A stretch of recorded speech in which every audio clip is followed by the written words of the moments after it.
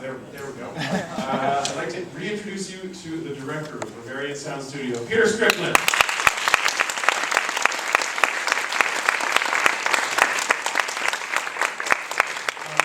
So the film really documents a special time, a lost time with the alchemy of sound and vision. Can you talk a bit, what was your inspiration for this story? I guess it was a number of things, but I think I like the idea of innocent sounds. That when I'm making my dinner after work, and I stab cabbages, and it's something that all of us do associate with a good meal afterwards. But it's just about association and recontextualizing things, and that sound, if you put it to a perverted priest stabbing a woman, it's just incredibly disturbing. So I guess I didn't want to be too art school about it, talk about, all these things to do with association, but it just really fascinated me.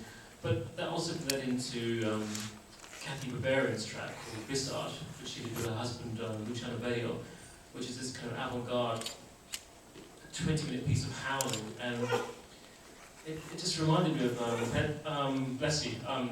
Penderecki, which most people regard as difficult music, but when Kubrick used this stuff in The Shining, kind of get it. And I think horror, many people say that horror is a really good genre to warm people up to ideas they wouldn't normally accept, especially in music.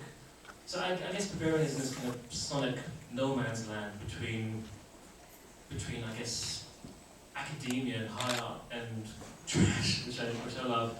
But also I think it's also in this no man's land between unspeakable horror and this ridiculous pantomime element of men smashing watermelons, which still goes on to this day. I think it's the one line of work and sound where you won't be superseded by a machine.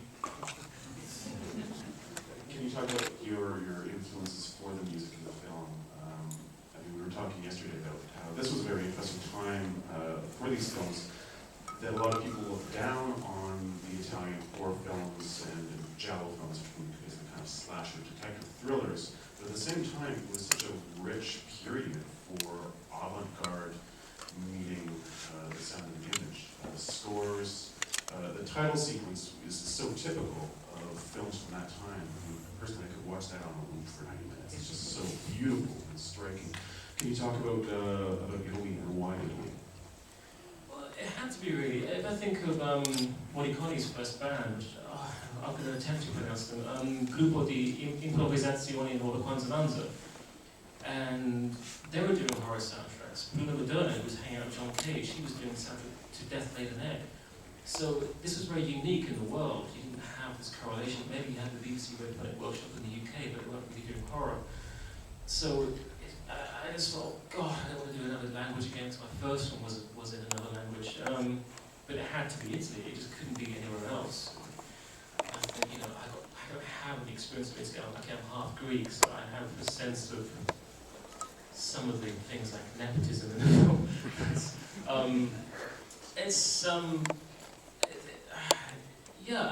I just find it very unique in terms of how music was done then, and it's not done that way now. All those elements in terms of free jazz and dissonance and musique concrète, it all sounds very anal, but when you hear it on record, it's just wow. I mean, I'm sure you never heard of the Crystal Plumage soundtrack. It's just, you can listen to it. No, you don't know? Okay, fine, it's fantastic. And I think even the photographs, there's this great album by Morricone's Gruppo band, it's called Musica Stu Schemi on the Cramps label, and it's got a photograph of these balding middle-aged men in polo necks, barring gongs and all kinds of electroacoustic activity. And there's a chessboard in the foreground, and there's an orange telephone. So in your head, you just start to make up stories about what happens next in the studio during their lunch break. And it's just, you can have a riot with these things. It's great. It's really great. Do we have any questions here from the audience? If you do, yes, on the side. Yes.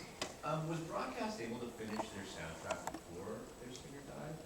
Or was she not part of that process? Well, yeah, that was all very complicated. For anyone who knows, Trish, she sadly died, I think, January, just before we started shooting.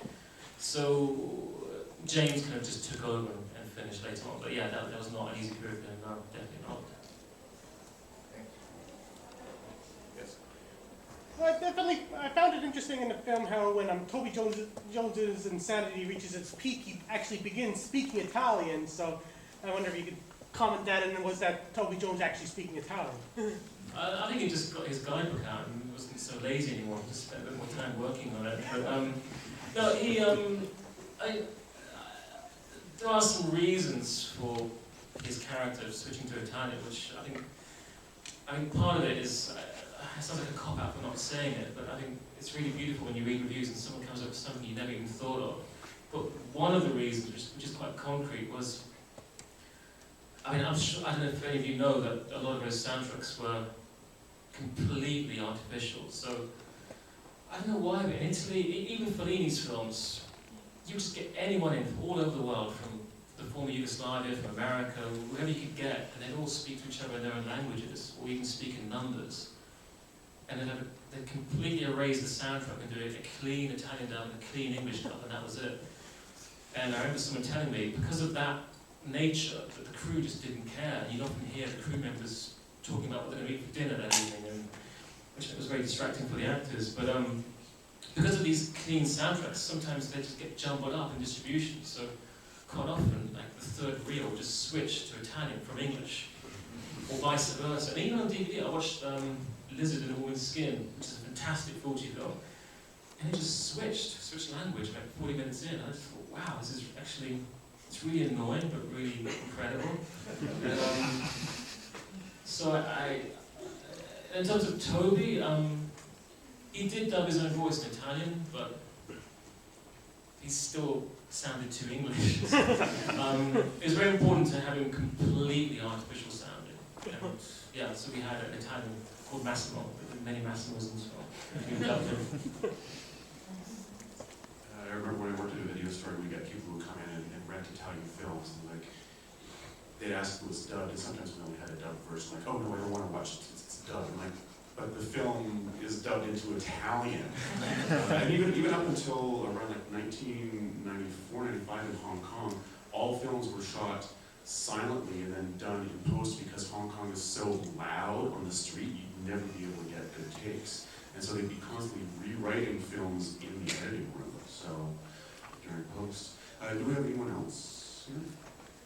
Don't be shy. Yes. This is a two-part question. What sort of challenges did you face shooting in a single location and keeping it interesting? And how's your lunch? Let's talk about the lunch only.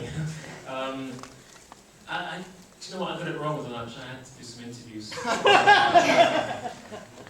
Later that will happen, but I can talk about it maybe when I come back. Yeah, that wasn't easy. A lot tougher than I thought it would be. It's a lot more claustrophobic actually when you're there physically, and just very, very fiddly when you're changing angle. It's an hour and a half between shots. Someone's got to come with a drill, take this wall out, put it back in, move things around. So it was just very time consuming. Everyone's just doing this all the time, getting each other's way and bumping into each other. So but I think beyond that, how to make it not interesting, but just not too stagnant with the change of angle. And you don't have many options. And Nick Nolan, who shot it, I mean, both Nick and I, we didn't want to try things that drew attention to themselves. We didn't want to have wide angles close to the face, which is, we didn't want to be like King's Speech or anything like that. But, and we didn't want to do overheads, so we really wanted to make it look natural, because I think the structure of it is quite askew and overt, the sound is quite overt, so we didn't want to emphasize it also with the visuals. We wanted it visually to be quite laid back. So yeah, it's kind of very basically shot in that sense, but where we wanted to go off into these reveries was in the details with the vegetables. And but also using the zoom, which I guess is this kind of it is using the grammar of exploitation cinema, and a lot of directors, they kind of dismiss the zoom as this kind of poor man's shortcut to dramatic effect. But I love the zoom, I think it's great, and especially when you slow it down, it reminds me of Millennium Falcon being drawn towards the guest star. So, and also, you know, putting the focus, which is another thing, yeah, Jess Franco's films use that effect. I love it, it's very, very dreamy. So a lot of the film is focused on texture and materials and just reveling in that. You don't have to understand it as such. When someone tried to tell me off for being too adolescent with all these vegetables, you know, went to spiel about my Freudian makeup because of that, but anyway. What can you tell us about your choice with all the vintage analog equipment? I mean, that's like a lost science, and just being able to kind of stock and recreate that whole look. Yeah, you know what's really bizarre is that all that everything you see on there, you can just fit it inside a laptop. And maybe 4 of those rooms you can put on a laptop now. It's just crazy, isn't it? But I think part of it was just, I love the visual power of sound making back then, which you don't really get watching someone working on a laptop. But it was very, that wasn't easy, because I think the older generation didn't fetishize analog the way my generation do, and they just kind of think, thank God it's gone, you know. So they just, it's so hard to find that stuff. It ends up with collectors all over the world. It doesn't end up in specific places. So it was a pain in the ass to find it, I have to say, and we didn't always succeed. I had a wish list of all these models, and it wasn't easy. But sometimes, you know, we'd find what we needed, and occasionally we use those exact machines to make that sound, like the copycat, which is the thing with the tape loop going around. We use that very same model to make some of those echoes and some of that feedback. And we have anyone else? Yes. What influence and involvement will you have in how the film is presented to people who don't speak English or Italian? For example, Mum's Letters would probably be a lot of subtitling to read, and say in German, which bits will be dubbed, which bits will be subtitled. I think with the letters, you're reading it no matter what you do, whether you speak English or don't speak English, so you're still reading it. I think with subtitling countries, with dubbing countries such as Germany, Italy, Spain they dub as well, Hungary they dub. We should just get over it and have subtitles like everyone else. You can't really dub this film because of the clash. I don't know how you would do that, to be honest. But so would you shoot Mum's Letters in the local language, or the blocking shots, the sound maps? I really do not know. I mean, to be honest, I think even for English people, a lot of those sound maps, they have a meaning. I spent a whole week doing those maps. So even the numbers have a meaning. They're all, I don't know if anyone knows the old reels, which are like 10 minutes long, and go up to like 1,000 feet. So it is basically going up to 1,000 feet, so all these numbers refer to that. It's basically like a vertical version of Pro Tools. But it's, I don't know, I mean, I would just say to anyone, just get out an English dictionary. It's very harsh coming from an English person because we are the worst in the world at languages, but there you go. Do we have one more question, anyone? There, yes. I just wondered if you could talk a bit about how you did craft the sound design for this film. Did you do it in analog fashion, or did you do it by more modern means? Maybe like that. You don't want to know the truth. We shot it digitally as well. So it's quite, shameful, the whole thing. I guess the temptation at the beginning was, okay, we're making a film about sound, we can really go to town here and be bombastic, but that felt a bit self-defeating after a while, and the focus was more on perspective, and quite early on it was quite clear that this should be a diegetic soundtrack, in terms of everything being physically locatable, that every single piece of music you hear, whatever you hear, it's coming from a physical source, even though we cheat it and amplify it. So I think after that it was just a case of focusing on that detail and seeing where that sound is coming from and just switching it. But actually it was really liberating, because I think in most films, when the music comes in, you could gently fade it out, or the composer's got to round it up nicely. We didn't have to do that, we just stop it and get a close-up of Toby's hands punching the sound out, and that's it, we're done. And that way, we could get away with a lot of stuff. In other films, you'd have to have a very good reason for it. But yeah, we didn't go too crazy with the effects. I think mainly the effects used were in the screaming, so that was done over a long period, just different friends, different people. We even had Susie Kendall, who was in 3 Jello films. She was in Spasmo, Torso, and again, I'm going to keep pushing this film, The Bird with Crystal Plumage. Anyway, but so it was very important to have that reference to those films. But it's just weird when you're with someone screaming, because they just have too much fun, you know. In the studio, they always have these nice biscuits on the table, so your association, going back to that, is just too comfortable. And but we gave it to quite a few people, like Andrew Lyles and Stephen Stapleton, and they completely transformed it, and putting it through distortion, analog, tape delay, and so on.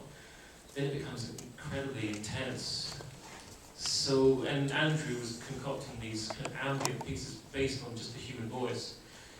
So, I mean, that was an ongoing process throughout the whole film. Stevie would come in the post, just packed with screaming.